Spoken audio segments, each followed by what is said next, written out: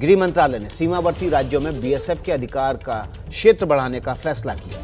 इसी को लेकर केंद्र सरकार विपक्ष के निशाने पर है। सबसे पहले पूरा विवाद समझने के लिए आपको ये रिपोर्ट देखनी चाहिए।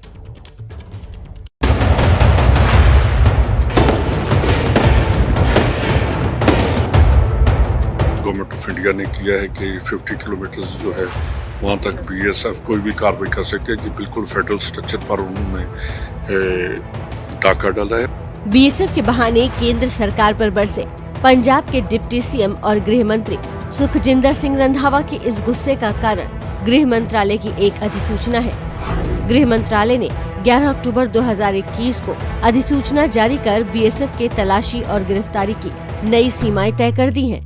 बीएसएफ अब बिना मजिस्ट्रेट के जांच या वारंट के अंतर्राष्ट्रीय सीमा से लगे राज्यों में 50 किलोमीटर अंदर तक तलाशी, गिरफ्तारी और जब्ती कर सकती है। पंजाब में कांग्रेस की सरकार है, जबकि बंगाल में ममता बनर्जी की टीएमसी सत्ता पर काबिज है। ऐसे में विरोध के सुर वहीं से बुलंद हुए हैं।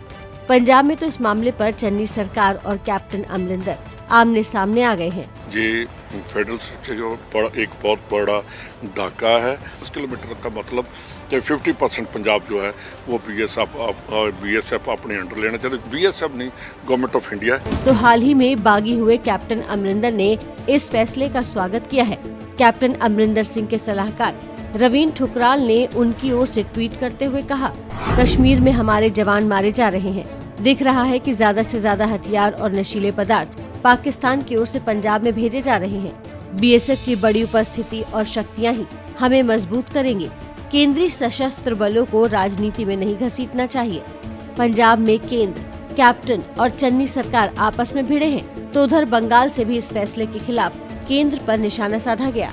टीएमसी के उपाध्यक्ष यशवंत सिन्हा ने ट्वीट किया, दिल्ली में बैठे हुए दो खुराफाती दिमाग अब तक ED, income tax, CBI, NIA, narcotics bureau जैसी एजेंसियों का गलत इस्तेमाल कर सत्ता चला रहे थे। अब उन्होंने इस लिस्ट में बीएसएफ को भी शामिल कर लिया है। अब संघवाद जाए भाड़ में। तो इस खबर पर हम ज्यादा जानकारी के लिए ग्राउंड जीरो का रुख कर लेते हैं। हमारे साथ ओम प्रकाश तिवारी दिल्ली से, सचिन कुमार चंडीगढ़ से, मनोज्ञा लोईवाल कोलकाता से जुड़ रहे हैं। सबसे पहले ओम प्रकाश का रुख कर लेते हैं। ओम प्रकाश तिवारी, लगातार हम देख रहे थे कि बॉर्डर से इस तरह की खबरें आ रही थी कि ड्रग्स को बॉर्डर के पार भेजा जा रहा है।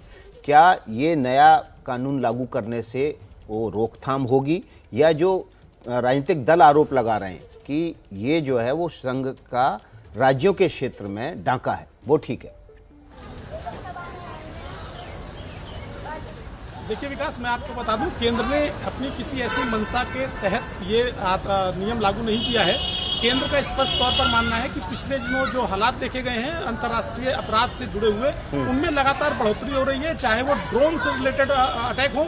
आपको ध्यान होगा विकास की जम्मू में जो है वो एयरफोर्स बेस पर ड्रोन के जरिए अटैक किया गया। इसके अलावा ड्रोन के जरिए लगातार हथियार गिराए जा रहे हैं, नशीले पदार्थ गिराए जा रहे हैं। ऐसी तमाम ऐसी घटनाएं हैं जो अंतर्राष्ट्रीय सीमा से जुड़े जो क्षेत्र हैं वहां पर हो रही हैं। लिहाजा उन तमाम हालातों को देखते हुए सुरक्षा के मद्देनजर केंद्रीय गृह मंत्रालय ने एक समीक्षा के बाद ये बड़ा निर्णय लिया है और इसमें स्पष्ट तौर पर कहा गया है कि केवल 5 राज्य ऐसे हैं जहां पर 80 किलोमीटर तक की सेवा में बीएसएफ कार्रवाई कर सकेगी। इसके अलावा नॉर्थ ईस्ट के तमाम राज्यों और एक सबसे नई चीज कि जम्मू कश्मीर, लेह और लद्दाख, इसके संपूर्ण क्षेत्र में बीएसएफ को ये अधिकार प्राप्त होगा। विकास जी, तो ओम प्रकाश तिवारी बता रहे हैं कि अलग अलग राज्यों में अलग अलग सीमा तय की गई है। मनोज्ञा लोईवाल भी कोलकाता से हमारे साथ जुड़ गई हैं, उनके पास भी चलेंगे, लेकिन उससे पहले सचिन का रुख कर लेते हैं। सचिन, हमने देखा था पंजाब में लगातार ड्रोन भी देखे जा रहे थे और ओम प्रकाश तिवारी बता भी रहे हैं, उसका हवाला भी दे रहे हैं, हथियार भी गिराए जा रहे थे, ड्रग्स भी। राजनीतिक दलों को आपत्ति क्या क्या है?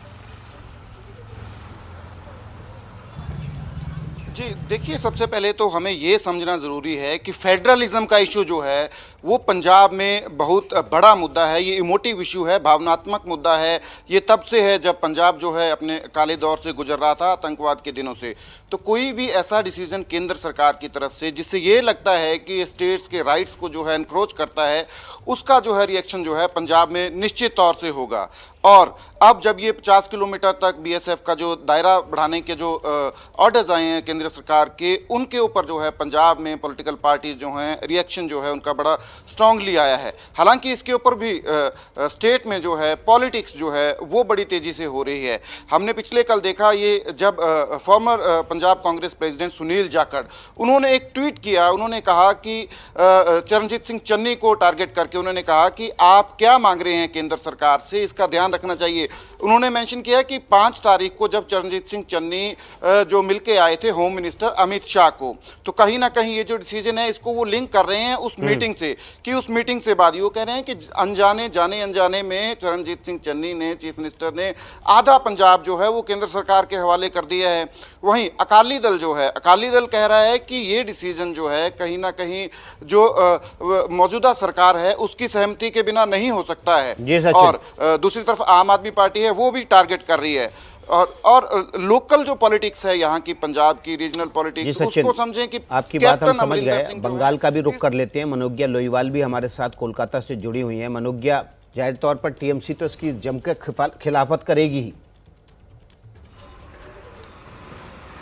जी बिल्कुल विकास, आज महानवमी का दिन है, लेकिन महानवमी के दिन भी राजनीति जारी है, क्योंकि तृणमूल कांग्रेस ने इसका पूरा विरोध किया है और सवाल उठाए हैं कि जो फेडरलिज्म की बात पंजाब कर रहा है, ठीक उसी सुर और स्वर में बंगाल की सरकार भी नजर आ रही है। फिराद हकीम ने भी सवाल उठाए हैं, तो उसके साथ यशवंत सिन्हा ने भी ट्वीट किया है।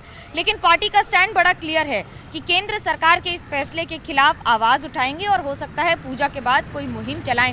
लेकिन पत्राचार भी होगा इस मामले में। इस पर 2 बातें हैं। पहला ये कि जिस तरह के मुद्दे बंगाल में रहे हैं चुनाव की राजनीति में, खास तौर से जहां पर बार बार स्मगलिंग की, कैटल स्मगलिंग की और उसके साथ मवेशियों की पूरी तस्करी की बातें आती थी, अब उसको बड़ा सवाल कर जो बीएसएफ को अधिकार दिए गए हैं, उसे केंद्र सरकार को ऐसा लगता है कि घुसपैठ के अलावा जो बाकी गतिविधियां चल रही थी उनको रोकथाम और उन पर काबू करने में केंद्र सरकार अब ज्यादा सक्षम होगी।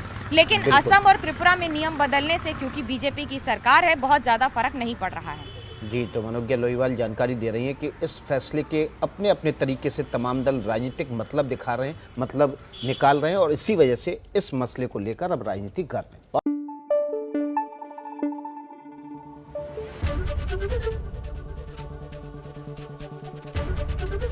एबीपी न्यूज आपको रखे आगे।